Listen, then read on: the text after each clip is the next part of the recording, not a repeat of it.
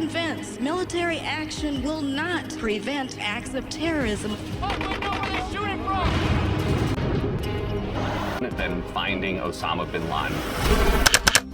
Tonight, I can report to the American people and to the world that the United States has conducted an operation that killed Osama bin Laden, the leader of Al-Qaeda. Osama bin Laden. 11 September 2001 America की तारीख का स्याह तरीन दिन, जिसने America की तारीख को बदल कर रख दिया। इस दिन अमेरिका के बड़े शहरों न्यूयॉर्क, वाशिंगटन डीसी, शैंक्सविल और पेंसिल्वेनिया के ऊपर कई टेररिस्ट अटैक्स हुए थे। तकरीबन 3000 लोग मारे गए थे। कई अटैक्स हुए, किसी को नहीं मालूम था कि अगला अटैक कहां पर होने वाला है, और ये अटैक्स इतने बड़े थे कि चंद सेकंड्स में अमेरिका की कई बड़ी बड़ी बिल्डिंग्स तबाह हो गईं। उस दिन अमेरिका की ज़मीन पर कोई जगह भी महफूज नहीं थी। न सरकार को कोई खबर थी, न मीडिया को कि अगला अटैक कहां होना है। एक एक करके 3 जहाज़ वर्ल्ड ट्रेड सेंटर से टकरा गए, और जिसके बाद सभी फ़्लाइट्स पर पाबंदी लगा दी गई, और उसके बाद कोई अटैक नहीं हुआ। में टेररिस्ट ने पूरे 4 जहाज़ हाईजैक किए थे, लेकिन चौथा जहाज़ बग़ैर किसी जगह को तबाह किए पहले ही तबाह हो गया था, और इसका क्रेडिट उस जहाज़ के अंदर मौजूद पैसेंजर्स को जाता है। अब यहाँ इतने नुकसान के बाद अमेरिका सहम गया था, लेकिन असल काम था कि अब इसके पीछे कौन था। अमेरिकन एजेंसी की निगाहें अफ़गानिस्तान, इराक और सूडान जैसे ममालिक की तरफ बढ़ने लगी। पहले अमेरिका का शक सद्दाम हुसैन पर गया, लेकिन जल्द ही अलकायदा ने इन धमाकों की ज़िम्मेदारी कबूल कर ली। अलकायदा को उस वक्त लीड कर रहे थे उसामा बिन लादेन। FBI और CIA ने बिन लादेन को ढूंढना शुरू कर दिया। इतने बड़े हमले के बाद अमेरिका की सिक्योरिटी एजेंसी के ऊपर कई सवालात उठने लगे, और अमेरिका पूरी दुनिया के सामने खुद को बेबस नहीं मान सकता था। इसीलिए 9/11 का बदला लेना, उसामा बिन लादेन को ख़त्म करना अमेरिका की पहली प्रायोरिटी बन गया था। और यही वजह थी कि $25 मिलियन का इनाम उसामा बिन लादेन के सर पर रख दिया गया। अमेरिका का ये बदला पूरा होते होते पूरे 10 साल गुजर चुके, लेकिन अमेरिका उसामा बिन लादेन को ढूंढ ना सकी। अब यहाँ पर यह सवाल पैदा होता है कि ये हमला आखिर हुआ ही क्यों था, और उसामा बिन लादेन आखिर कौन था। Usama bin Laden Saudi Arabia के एक अमीर ख़ानदान से ताल्लुक़ रखता था, और उसकी तालीम भी भरपूर तरीके से मुकम्मल हुई। इतने बड़े बिजनेस ख़ानदान से ताल्लुक़ के बावजूद भी बिन लादेन हमेशा असलहा का शौक़ रखता था। वो इस्लामिक टीचिंग्स को सबसे बेहतर समझता था।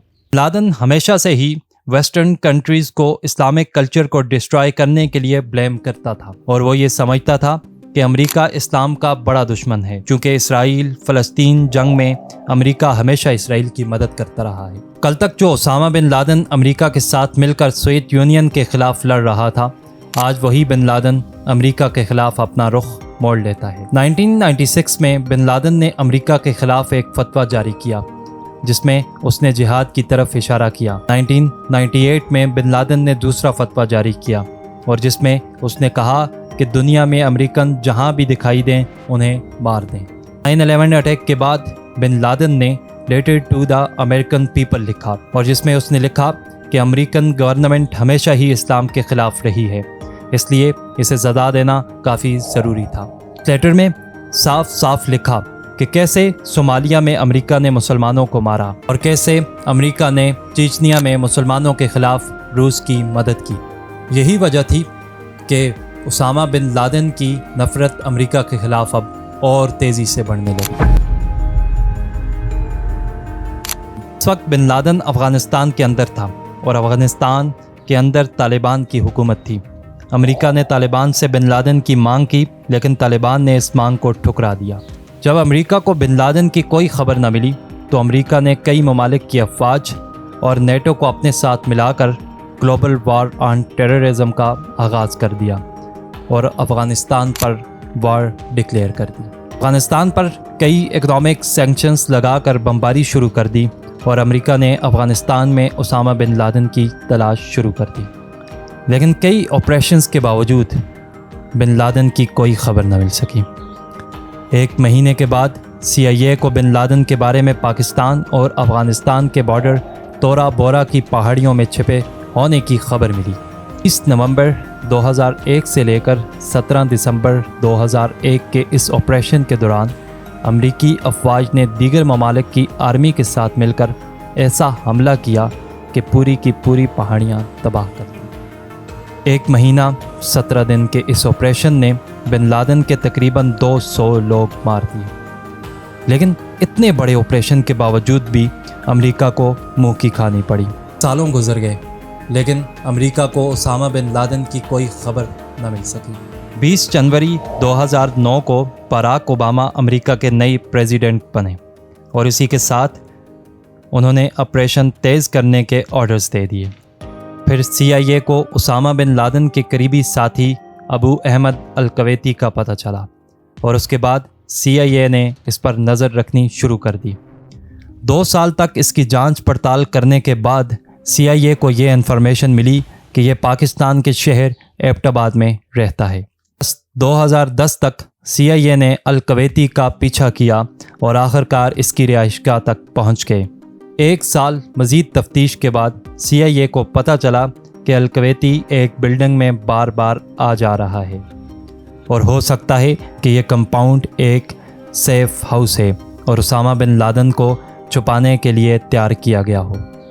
جب مزید تفتیش کی گئی تو اس سے پتہ چلا کہ یہاں بن لادن اپنے قریبی ساتھیوں اور سب سے چھوٹی بیوی کے ساتھ یہاں پر رہ رہا ہے۔ بغیر کسی کنفرمیشن کے یہاں حملہ کرنا ٹھیک نہیں تھا، اس لیے CIA نے ایک نیا پلان تیار کیا۔ CIA نے ایک پاکستانی ڈاکٹر شکیل افریدی اور کچھ نرسز کو ویکسینیشن کے بہانے اس گھر میں بھیجا۔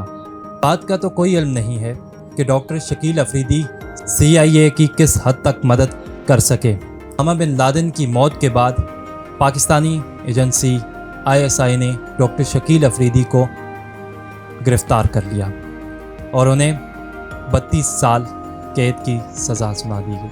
9/11 کے اٹیک کو 9 سال گزر چکے تھے لیکن ابھی تک American intelligence agency Osama bin Laden کو نہ پکڑ سکی۔ پھر ایک دن CIA کے ڈائریکٹر لیون پینیٹا نے باراک اوباما سے مل کر یہ خبر دی کہ انہیں بن لادن کے بارے میں کچھ معلومات ملی ہیں، کیونکہ CIA نے ایبٹ آباد کی اس بلڈنگ میں ایک آدمی کو باہر آتے جاتے دیکھا تھا۔ اس کو CIA نے نام دیا دی پریشر۔ CIA نے اندازہ لگا لیا تھا کہ دی پریشر ہی اسامہ بن لادن ہے اور آخرکار اس بلڈنگ کا 3D نقشہ بنا کر اس پر اٹیک کا پلان باراک اوباما کے ساتھ شیئر کیا گیا۔ اس پلان میں یہ چیز بھی شامل تھی کہ اس اٹیک کے بارے میں پاکستان کو بے خبر رکھا جائے گا اور اگر اس آپریشن کے دوران پاکستان کو خبر مل جاتی ہے تو پاکستان کے اندر موجود امریکہ کا امبیسڈر پاکستانی گورنمنٹ کے ساتھ مل کر مسئلے کو سالو کر دے گا۔